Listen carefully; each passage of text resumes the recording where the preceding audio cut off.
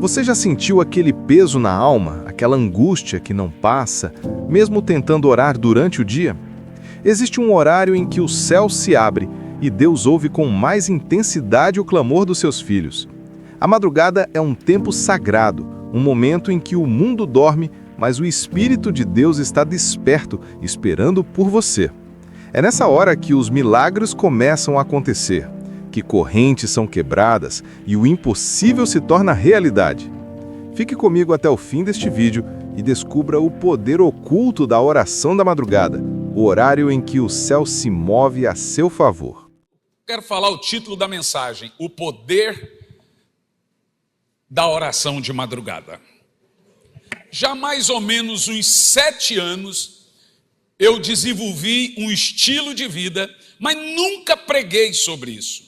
Jamais. Mas a minha esposa dizia: amor, você não pode pregar, essa é uma experiência pessoal sua, então você não pode ensinar uma experiência pessoal sua. Então eu fiquei calado, nunca preguei sobre isso. Até que, então eu falava com os amigos, falava pessoalmente nas mesas e tentava mostrar que aquilo tinha sido vida na minha vida, etc. E hoje eu vejo em tantas igrejas pregando e falando sobre isso. O maior culto da nossa igreja é 4:30 da manhã às 6 da manhã. Uma fila enorme de gente, as crianças acordadas com um olhão desse tamanho, brigam com os pais, para os pais não deixarem elas dormindo, e vão e são batizadas com o Espírito Santo. Curitiba, irmão, não sei se você sabe, o curitibano é considerado o povo mais crítico do Brasil. As novelas, primeiramente, devem passar pelo crivo deles, teatros, músicas e etc. Então eu já tinha muitos amigos cumprindo o projeto e o propósito da oração de madrugada. Em algumas igrejas o culto da madrugada, outras oração de madrugada na igreja, e eu não tinha coragem de lançar isso em Curitiba, porque eu pensei o seguinte: curitibano não dá segunda chance para ninguém. Você faz a primeira vez, se der errado, acabou, abortou e não tenta mais. Se der certo, você pode continuar. Mas nós demoramos muito e funcionou. No dia que nós lançamos, não vou falar de culto, mas estou te contando um testemunho. No dia que nós lançamos o culto, havia chuva e 3 graus à noite. E uma multidão de gente, e aí não parou mais. As igrejas do Oriente praticam isso até hoje, todas elas, no Egito, na África, exclusivamente na Nigéria, na Coreia. Todo mundo já sabe que isso é uma prática. Os bancos ficam abertos, os supermercados ficam abertos, tudo fica aberto porque as igrejas funcionam mesmo lá na madrugada.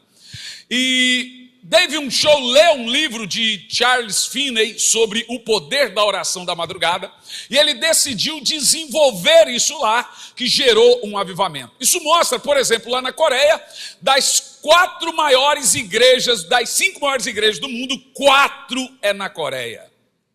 É uma coisa que eles aprenderam e não abandonaram, e tantas outras. Eu estive também no Japão, as igrejas do Japão praticam isso, mas a minha mensagem é evidentemente falando sobre um avivamento pessoal.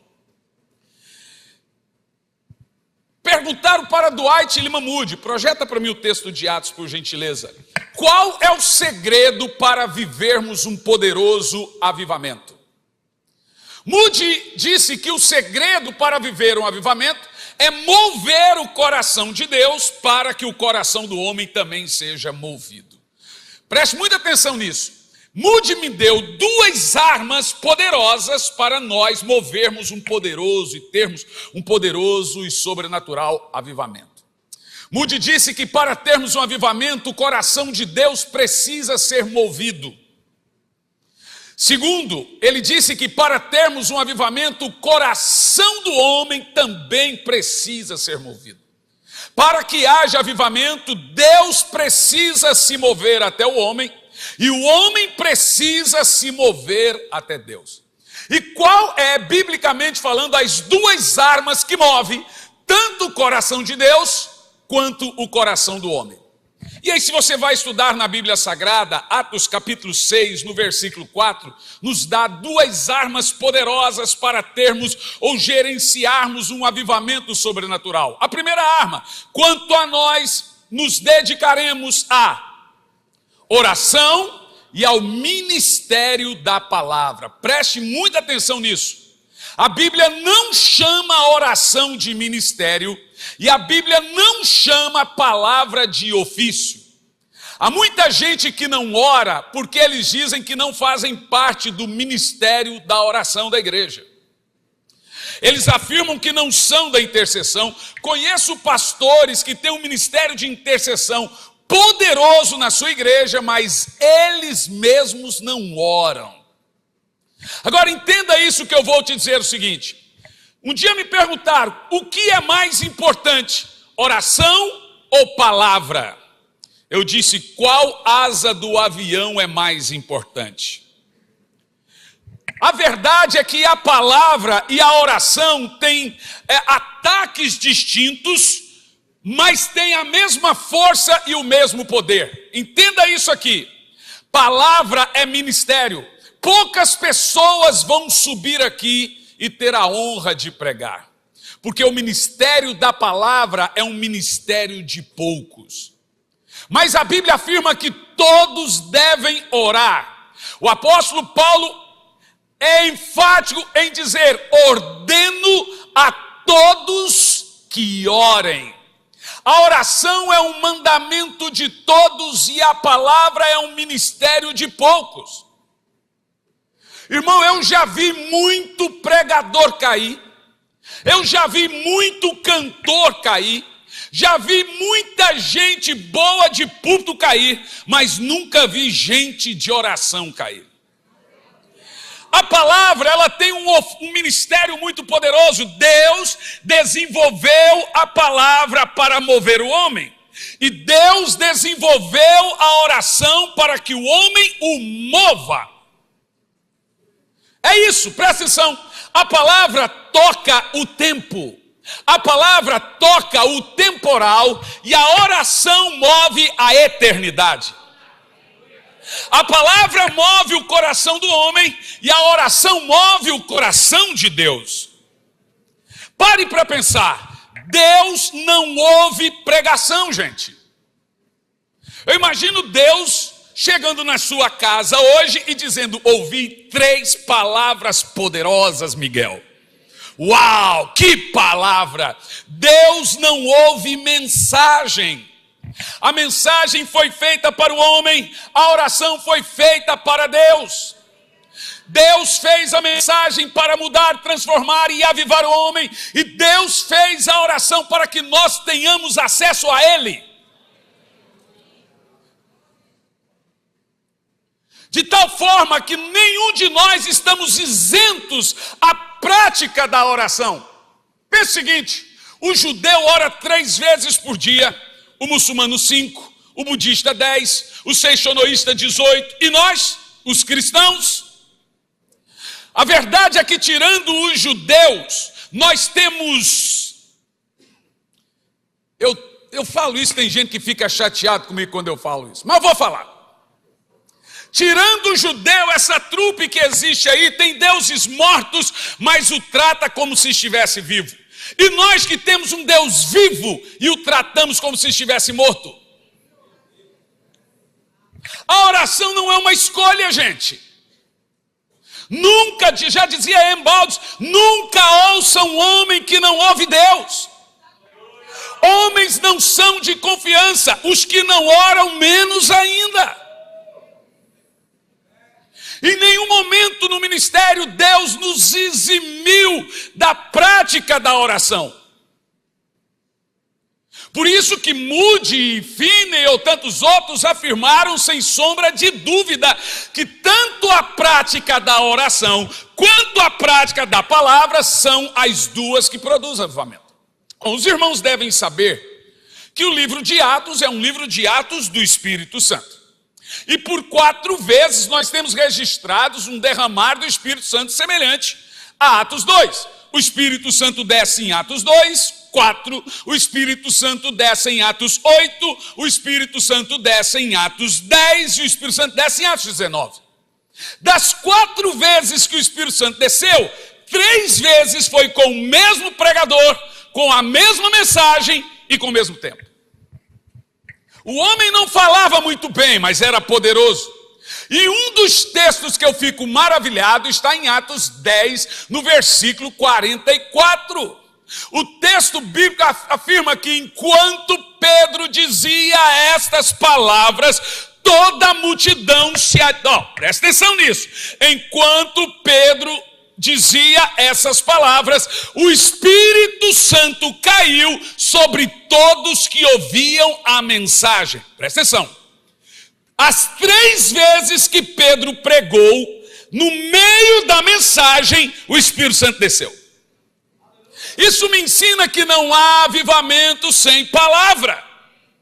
Isso me ensina que não há avivamento sem oração. Hoje na América, em muitas igrejas, o tempo de pregação é de 8 minutos. O povo de Deus cansou de pregação. Mas Deus não vai mudar a sua fórmula de avivamento. Foi no meio de uma mensagem poderosa em 1727, na Nova Inglaterra, que o moço chamado Jonathan Edwards, gago, ele jejuou e orou por 2 semanas. Como ele era gago, então ele tinha que ler o sermão. De um lado está o seu sermão, do outro lado uma lamparina, e ele começa a pregar um sermão poderoso que muita gente não gosta hoje, de arrependimento. O título do sermão era Pecadores nas mãos de um Deus irado. Ele pregava e as pessoas caíam no chão com medo da terra se abrir e elas irem para o inferno. E isso foi chamado do primeiro grande despertamento espiritual na América. Em todos os avivamentos, em todos os momentos, a exposição da palavra teve primazia. O apóstolo Paulo diz, faça algo, e sabe como é que nós temos que pregar? Paulo diz assim, ó, com profunda convicção na verdade, ou seja, poder e verdade. Nós precisamos entender que os segredos de Deus, que o Senhor liberou a cada um de nós, não são somente segredos de Deus, estão reservados também para nós. Bom, eu acredito que todos devem estar cientes que devemos orar. Alguém me pergunta, mas pastor, quando a gente não está conseguindo orar, o que a gente faz? Eu respondo, vai lá e ora pela sua vida de oração. Sabe o que eu fazia? Vou te ensinar. Eu nunca fui sem orar. Aí eu orava 15, 20 minutos, 10 minutos. Então eu dobrava o joelho e orava. Em 15 minutos eu já tinha dito tudo que tinha que dizer. Um dia, eu estou ali orando, depois que deu os 15, 20 minutos, hora que eu levantei, veio a voz do Espírito Santo, fica mais 2 minutos. E eu peguei e fiquei mais 2 minutos orando. Quando eu fui levantar, veio a voz dizendo, fica mais 1 minuto. E eu fiquei mais 1 minuto. Veio de novo algo para orar. Continuei orando, orei mais uns 10 minutos. Quando eu fui levantar, veio a voz de novo, mais 2. Gente, eu comecei a perceber uma coisa muito engraçada. O que é a vida de oração? O diabo é um sem-vergonha. Você está orando, vem o diabo e tira da sua mente tudo que você tem que orar. Vem o Espírito Santo e põe. Vem o diabo e tira. Vem o Espírito Santo e põe. O problema é que a gente dá tempo para o diabo e não dá tempo para o Espírito Santo. Todas as vezes, entenda, experimente ficar ali um pouquinho, você vai ver que a sua oração ainda tem muita coisa para ser orada. E isso funcionou. E tem funcionado. Mas eu nunca imaginei que o Senhor iria me tirar das orações do dia para as orações da madrugada. Quem aqui já orou na madrugada ou ora na madrugada? Levanta a mão. Abaixa a mão. Quem está num propósito de oração na madrugada já, hoje? Levanta a mão. Que bom. Deixa eu te falar uma coisa. Não pense você que orar de dia ou orar de madrugada, um é mais santo do que o outro. Nunca mais repita tal frase como de madrugada a fila é menor. Porque no Japão pode ser que seja maior. Esse não é um termo bíblico, mas o princípio da oração de madrugada é muito maior do que isso. Você não tem noção. Irmão, olha para mim. Você pode escolher a hora de falar com Deus. E Deus vai te ouvir do mesmo jeitinho que se você orasse 3 da manhã. Não tem horário mais santo, não tem oração mais santa e nem terra mais santa. Na realidade, em oração, toda a terra é santa. Na realidade, com as mãos estendidas, todo irmão é santo. Ou seja, não tem hora mais santa, não tem terra mais santa, não tem oração mais santa. Isso eu entendi. Ora, se não tem horário mais santo, mais poderoso, por que eu vou fazer sacrifício por horário de madrugada então? Se Deus ouve do mesmo jeito. Aí foi a minha briga. A Bíblia nunca disse que orar de madrugada é mais poderoso do que orar de dia. Não podemos fazer disso uma teologia de horário mais santo do que outro, que isso não existe. Mas então, o que nos leva a orar na madrugada? Por que então devemos orar na madrugada? Presta atenção. Vou dizer uma vez. Você pode escolher a hora de falar com Deus. E Deus vai te ouvir.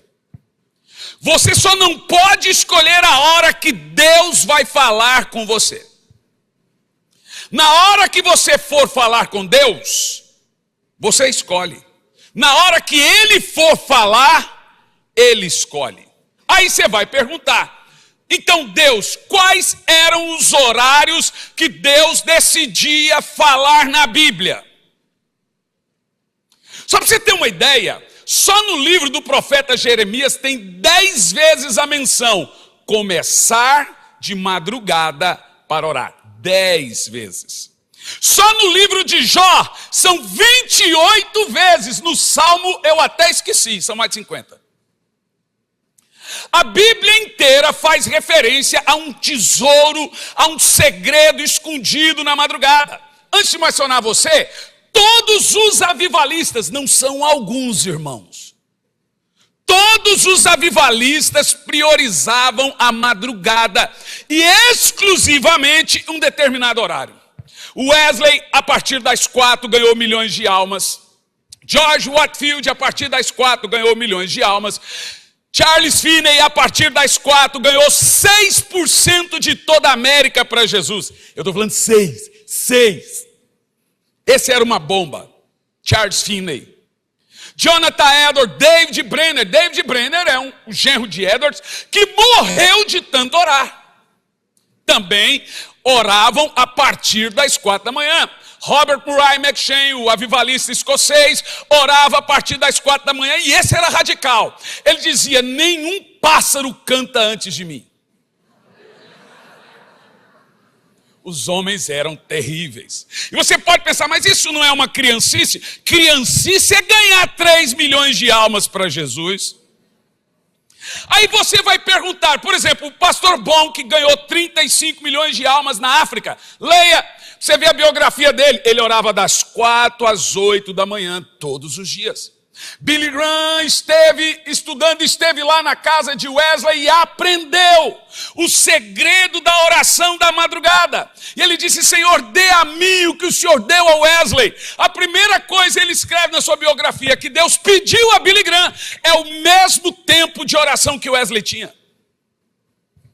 William Seymour queria um avivamento sobrenatural na Rua Azusa. Aí o Espírito Santo vem até ele e fala assim, para o tamanho do avivamento que você quer, orar só 3 horas é pouco. Você vai ter que mudar para 10 horas de oração e a partir da madrugada. Bom, foi 1,5 bilhão de vidas alcançadas ao todo no avivamento pentecostal da Rua Azusa. Aí você pode pensar assim, o que esses avivalistas tinham em comum? Meu querido irmão, não é coisa mística, vai por mim, não é coisa mística. Vou contar o testemunho de um amigo precioso lá em Goiânia, ele conta esse testemunho e eu também vou contar. A igreja dele tem 3 anos e 10 mil membros.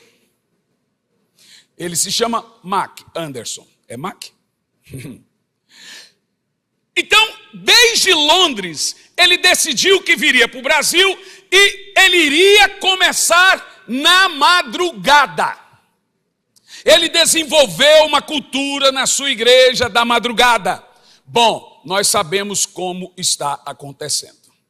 Eu vou afirmar a você que o grande segredo da madrugada está nisso aqui. Põe para mim, por gentileza, Jeremias 44:4, projeta. Escute bem o que eu vou te dizer. Onde está o texto? Ali, ó. Lê em voz alta, vamos ler em voz alta todos, vai lá. Eu vos enviei. Dá uma pausa. Eu só estou com excelentes pregadores aqui, dos melhores. Todos aqui são uma bênção, mas pregar olhando para ele aqui não dá certo não, irmão. É difícil, hein? Nós temos na Bíblia uma regra de máximas, você sabe disso. Quando você encontrar no texto uma máxima, significa o quê? Não tem margem para hermenêutica, para interpretação. Deus amou o mundo todo. É o mundo todo, alguns, poucos ou o quê? É todo. Então dá para fazer uma exegese desse texto? Não dá. Não dá para você dizer que esse mundo aí é o mundo dos salvos.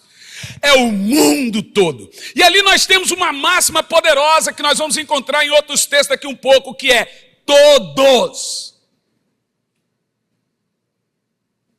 O que você está lendo nesse texto? Todos. Não é alguns, não é poucos e nem é muitos. Deus desenvolveu uma rotina com seus servos. Falar somente. Agora lê em voz alta, vai lá.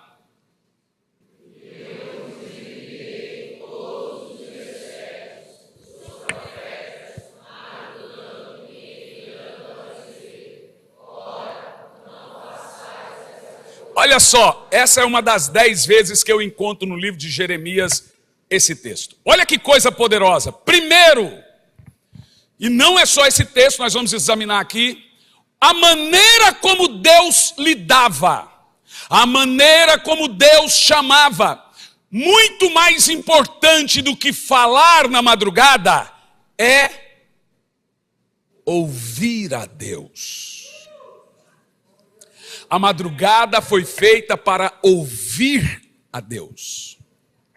A madrugada foi feita para desacelerar coração e mente. Coraçãozinho está madurinho para receber. A mente está vazia, não tem barulho, não tem zap, não tem Insta. Você está ali de joelhos. Quando você está diante de uma pessoa muito importante, quem fala primeiro? O problema, irmãos, é que nós somos viciados em falar. A maioria de nós não conseguimos ficar em silêncio para ouvir a Deus. Irmãos, deixe-me te falar uma coisa grave. Nós estamos diante de uma situação no Brasil que ou vivemos um avivamento ou teremos um sepultamento. E nós estamos nessa batalha por um avivamento. E aí eu vou te dizer, em tempo de guerra, soldado não dorme. Você sabe que quando Jesus usa o termo vigiar e orar, a palavra vigiar ali é falando das vigílias do soldado e também das vigílias de oração. A Bíblia contém 4 vigílias noturnas de oração. Das 18 às 9, das 9 à meia-noite, da meia-noite às 3, das 3 às 6. Como é que eu descobri isso? Porque Jesus, por 4 vezes, a Bíblia afirma que ele orava na 4ª vigília. Então a Bíblia diz que ele vem andando sobre as águas depois de orar na 4ª vigília, que dá das 3 às 6. Outra vez a Bíblia afirma que ele se levantou, foi para um lugar deserto orar na 4ª vigília. Outra vez ele vem do deserto depois de orar na 4ª vigília. A Bíblia afirma que Jesus orava antes do café. A Bíblia afirma que ele orava na madrugada. Então orar para Jesus era mais importante que comer. Era mais importante que dormir. Eu não estou dizendo, olha, essa é a maneira da gente enganar você. Eu não estou dizendo que você vai orar sempre na madrugada, mas esse é um tempo de avivamento nascer. Irmão, sabia? O seu povo sabe quando você está cheio do Espírito. O seu povo sabe quando você vem de um turno na madrugada. O seu povo sabe quando você está cheio de Deus, meu irmão. É hora, oh, irmão, eu fico vendo o pastor, qual série você está assistindo? E fica um indicando série para o outro. Não tem nada de errado nisso. A verdade é que essa geração da Netflix, essa geração da Prime, essa geração de WhatsApp, Snapchat, Twitter e etc. só vai provar que a falta de oração nunca foi por falta de tempo. Outra coisa que eu aprendi na madrugada, não é sempre que Deus chama alguém na madrugada. Por isso ele é seus servos. Lembra de Samuel? Perto das 6 da manhã. Pode falar, Senhor, que seu servo ouve. Mas você quer uma coisa mais terrível do que isso? Vou te dizer. Provérbios 8:17. Deus ama os que o procuram de madrugada. Eu amo os que me amam, e aos que de madrugada me buscam, me encontram. Salmo 88:13 diz: mas eu, Senhor, clamo a ti, de madrugada minha alma chega à tua presença. Em Êxodo 24:4 diz que Moisés escreveu todas as palavras do Senhor. Diz assim: e tendo-se levantado de madrugada, ergueu um altar. Quando é que Deus deu os 10 mandamentos para Moisés? Quando é que Jacó segurou o anjo e não deixou subir? De madrugada. O maná descia na 4ª vigília. Quem dormia até tarde passava fome. Você quer mais? Jesus ressuscitou na 4ª vigília. 6 da manhã chegou as mulheres, porque procura entre os mortos aquele que está vivo. Você quer mais? A Bíblia afirma que as muralhas, Josué 6,15, as muralhas caíram na 4ª vigília. Você quer mais? Salmo 63, primeiro: ó Deus, tu és o meu Deus, de madrugada te buscarei, porque minha alma tem sede de ti. A madrugada é para quem tem sede do Senhor. E tem mais, o texto também afirma, o texto anterior que nós lemos, é também para aqueles que o amam. É muito poderoso, meus irmãos. Gênesis 19:27 afirma que Abraão estava na presença do Senhor todos os dias na madrugada. Em Mateus 14:25 mostra que Jesus orava na 4ª vigília. Olha aqui para mim. Diante de todos esses fatos que você ouviu, você já sabe que a madrugada é poderosa. É diferente. É sobrenatural. Orar já é algo sobrenatural. Orar produz avivamento pessoal. E pode produzir avivamento nacional também. Perguntaram a Moody qual é o segredo do avivamento. Ele disse: põe fogo no púlpito e as cadeiras vão incendiar. Ele está dizendo: o avivamento, antes de vir para a igreja, nasce do coração do seu pastor. Mas eu perguntei: Senhor, o que eu ganho orando de madrugada? Olha que pergunta indecente. Irmão, eu já descobri que Deus não gosta de pergunta. Toda vez que você faz pergunta, ele responde fazendo outra pergunta. Jó fez uma pergunta, Deus respondeu com 70. E Jó disse: bem sei que tudo podes. Nenhum de teus planos podem ser frustrados. Ou seja, não deveria ter perguntado. Deus não gosta de responder pergunta, Ele quer que você confie. Mas eu fiquei 3 anos querendo saber os benefícios espirituais da oração da madrugada. Aí é claro que você tem que mudar rotinas, dormir cedo, por exemplo. Outra coisa que eu aprendi na madrugada: você tem que acordar 10 minutos antes de chorar. Joga água, toma uma coisa e ora em voz alta para não dormir. Mas não ora em voz alta perto dos seus familiares que estão dormindo. Aí eu falei: Senhor, qual é o benefício espiritual da madrugada? Meu irmão, deixa eu te falar um negócio. Eu quero vibração agora, hein? O negócio aqui é poderoso. Isso aqui vai por tudo na vida. Porque esse texto que nós vamos ler, já deixa aí de stand-by, Jó 8, do 5 ao 7, só não põe ainda. Esse texto que nós vamos ler, gente, me respondeu por que os avivamentos são acelerados. Por que Evan Roberts ganhou 100 mil pessoas em seu país e o país tinha 100 mil habitantes? O menino a partir dos 16 anos.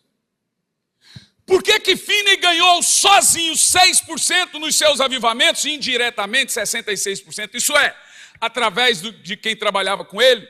E hoje se estuda que a América ainda vive o capital do avivamento de Finney. Olha isso, 1840 alguma coisa. O capital religioso da América ainda é do avivamento de Finney. Por quê, gente? Por que é tão avassalador um avivamento? Quem aqui quer um avivamento poderoso na sua obra, na sua vida, na sua igreja? Eu vou declarar hoje que aquilo que você levou 30 anos para colher, você vai colher em 3. Mas isso é possível, pastor? É possível. Lembra de Elias? Elias levanta e corre. Em época de avivamento, uma das coisas que nós vivemos é um verdadeiro aceleramento. Quando eu vejo o meu pastor correndo, eu falo para Elisandra, ele está debaixo das asas do Onipotente. Ele está voando, ele está acelerado. Deus acelera quando você está debaixo de um manto de avivamento. E é isso que é a resposta. Tem gente que está entendendo. E a resposta que nós temos para os grandes crescimentos e avivamentos. E aí você vai entender por que esses homens, Arthurzinho, por que esses homens não saíam da madrugada. A madrugada tem 3 coisas sobrenaturais. Primeiro, a madrugada é lugar de visitação. As visitações de Deus na Bíblia foram na... Segundo, se o Senhor visita, a madrugada é lugar de revelação. Irmão, eu escrevi 3.800 devocionais na madrugada. 3.800. Você vê aqui, ó. Pergunta ao pastor Luciano, Deus deu a ele está jejuando, e o jejum ele é poderoso. Por exemplo, o jejum de 40 dias, ele é dado para alguém a quem Deus vai confiar muitas revelações. Jesus jejuou 40 dias e recebeu toda a graça. Moisés jejuou 40 dias e recebeu toda a lei. E aí, Deus começa a emanar revelação sobre aqueles que estão debaixo de um manto profético. É poderoso, sobrenatural. Agora entenda. Vamos ler o texto e você vai entender qual é o segredo de buscar ao Senhor na madrugada. Vamos lá. Jó capítulo 8, verso 5 em diante. Começa assim, ó. Mas se tu de madrugada buscares a Deus e ao Todo-Poderoso pedires misericórdia, se fores puro e reto, olha que coisa, certamente o Senhor despertará por ti e restaurará a morada da tua justiça. Dá um pause. Bom, eu acho que aqui fica fácil entender dentro de uma comunidade do Verbo da Vida. Quem já leu E.W. Kenyon sabe o que eu vou dizer. Justiça quer dizer tudo. Cura, libertação, prosperidade, restauração e etc, e etc, etc. Tudo isso é justiça. Por isso que o Senhor Jesus é a nossa justiça. E o texto começa, ele tira assim, ó. A primeira coisa que vai acontecer quando me buscar de madrugada, eu vou restaurar sua justiça. Isso é o suficiente, mas ele não para por aí. Agora vem a promessa de avivamento poderoso na sua vida. Quer ver? Ó, continua. Eu quero ver quem quer. O teu princípio, na verdade, terá sido pequeno. Lê você agora. Mas o teu último estado crescerá ao extremo. Esse é o segredo da Coreia, gente. Esse é o segredo porque Finney ganhou milhões. Que Moody ganhou milhões, o Wesley ganhou milhões. Eles tinham um lugar chamado revelação. Eles tinham um momento chamado visitação. Nós estamos diante de uma situação e todas as promessas, o pastor Larry profetizou sobre avivamento. Eu já vi muitos americanos profetizando que esse é o tempo do Brasil viver uma história de poder, uma história de avivamento, de seus filhos profetizarem, de crianças acordarem orando em línguas, de crianças sentadas na mesa no café orando em línguas. Meu Deus! Mas para isso, escute, irmão, nenhum avivamento vai nascer de olhos secos. Nós precisamos voltar. Até nosso cachorro tem um cantinho em casa, o Espírito Santo não tem. Nós precisamos amar avivamento. Eu lhe convido a fazer uma experiência. Meu filho uma vez me perguntou: pai, como é que o senhor não tem mágoa da avó? A minha mãe morreu tem 1 ano. Eu passei 35 anos orando na madrugada pela salvação da minha mãe. Ela tentou suicídio 3 vezes, abandonou os filhos. Ela foi estuprada, contou para o pai mandou embora. Eu passei 35 anos orando nas madrugadas por ela. E o meu filho falou: como é que o senhor não tem mágoa? Eu falei: filho, você não tem mágoa de quem você ora. Ou tem mágoa, ou ora. Experimente falar o nome da pessoa que te feriu em oração. Sai na hora mágoa. Diz que Jesus falou: ore pelos seus ofensores. Não é por causa deles, é por sua causa. E eu vou dizer uma coisa muito poderosa. A minha mãe foi professora de escola bíblica, foi professora de instituto. Qualquer coisa que eu fosse pregar para ela, em teoria, não servia. Ela tentou suicídio. A última vez foi diante dos nossos olhos. Estava eu, minha esposa, meu filho dentro do carro, a polícia na porta da casa e ela com uma arma na cabeça. Eu entrei muito rápido, segurei ela, a polícia entrou e pegou a arma.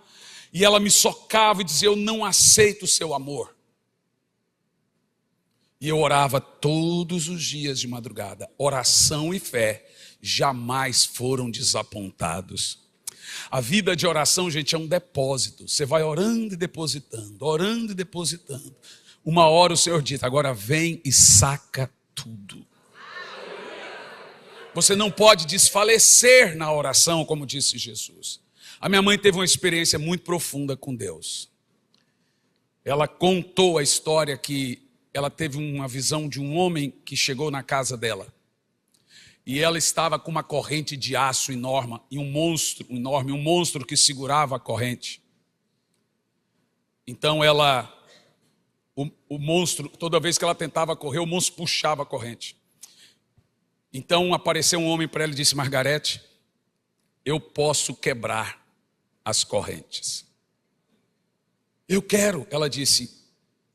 O homem disse: você só precisa fazer 3 coisas. Primeiro, você precisa procurar seus filhos e pedir perdão. Anos e anos. Segundo, precisa procurar seu ex-marido, perdoar e pedir perdão. Terceiro, você precisa voltar para os caminhos do Senhor. Ela disse: eu aceito. Diz que ele veio e quebrou as correntes. A primeira pessoa a receber o telefonema fui eu. Ela ligou: me perdoe, ligou para cada filho, me perdoe, ligou para todos, me perdoe. E quando deu, isso foi em outubro, em janeiro, eu estava em Portugal. Saí para o café da manhã com a minha família e veio a voz dentro da minha cabeça: sua mãe morre hoje. Eu olhei para minha esposa e falei assim: Deus acabou de me dizer que minha mãe vai morrer hoje. O que é isso, amor? Você está maluco? Falei: não, eu jamais diria um negócio assim. Você está doido? Falei: eu perdi a fome e subi. Quando deu 3 horas da tarde, ela estava morta. Literalmente Deus levou. Eu fiquei triste. Falei assim: agora que eu consigo ter relacionamento. Minha filha chorava: agora que eu virei amiga da vovó. Mas o Espírito Santo me deu uma palavra, Isaías 57, primeiro. Perece o justo, e não há quem considere que as pessoas boas são retiradas antes de cair. Irmão, volte para o lugar que o Senhor te chamou. A primeira coisa que eu aprendi sobre oração foi dobrar o joelho e pedir um espírito de oração. Até você ter um espírito de oração, você vai ficar lutando com oração. Mas ore pedindo ao Senhor um espírito de oração. Esse é o grande espírito do avivamento. Eu quero orar em alguns minutinhos, liberando o espírito de oração sobre a sua vida. Fique em pé no seu lugar.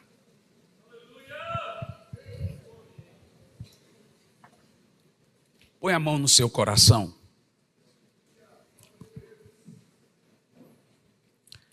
Senhor, aqui está teu povo. Aqui está a sua igreja. Eu sei que há muitos que perderam o compromisso da oração, que perderam o Senhor de vista.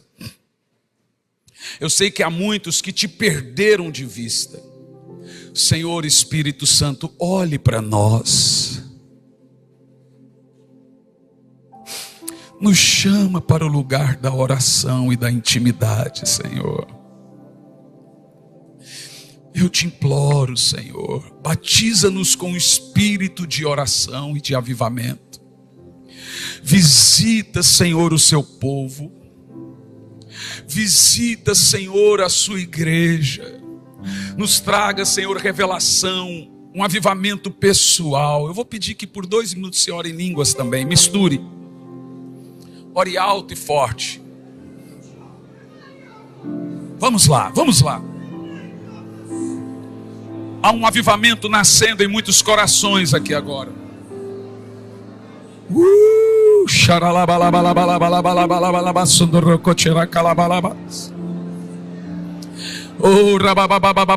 Eu vejo coisas acontecendo. Eu vejo dons sendo entregues aqui. Eu vejo gente aqui levantando paralíticos. Eu vejo gente aqui curando cegos. Mas também vejo avivamentos em muitas igrejas. Um aceleramento, um crescimento extremo que vem dos joelhos. Vamos lá, vamos lá. Essa é a igreja do Senhor, guerreira, militante, forte e poderosa. Lembre-se, teu último estado crescerá ao extremo.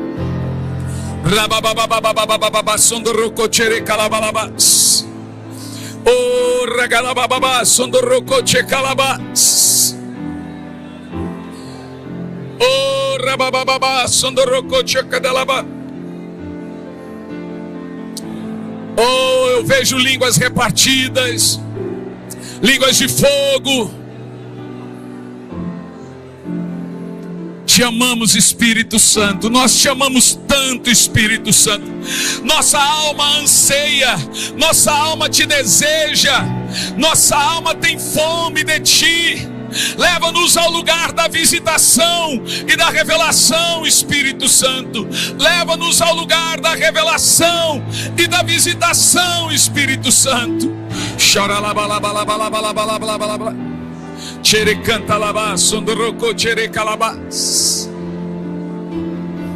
Ame o Espírito Santo agora. Ame, ame, ame. Ame, gaste um tempo amando Ele agora. Gaste um tempo amando o Espírito Santo. Oh, recantalabas, recantalabas. Oh, Espírito Santo, precioso Espírito Santo, nós amamos a tua presença.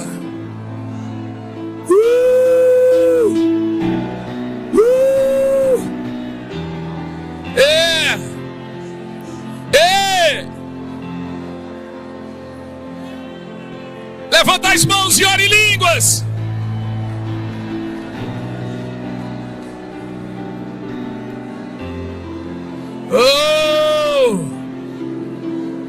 Oh, Espírito Santo, te amamos tanto, Espírito Santo. Aleluia. Dê um aplauso ao seu nome. Se esta mensagem falou com você, é porque Deus quis te despertar. A madrugada não é apenas o silêncio da noite, é o momento em que o céu escuta corações sinceros. Que a partir de hoje, você faça da madrugada o seu altar, o seu encontro com Deus. Se esta palavra tocou seu coração, deixe o seu like, porque isso ajuda essa mensagem a alcançar mais vidas. Escreva nos comentários o que você quer que Deus faça por você nesta madrugada, e eu estarei orando por você.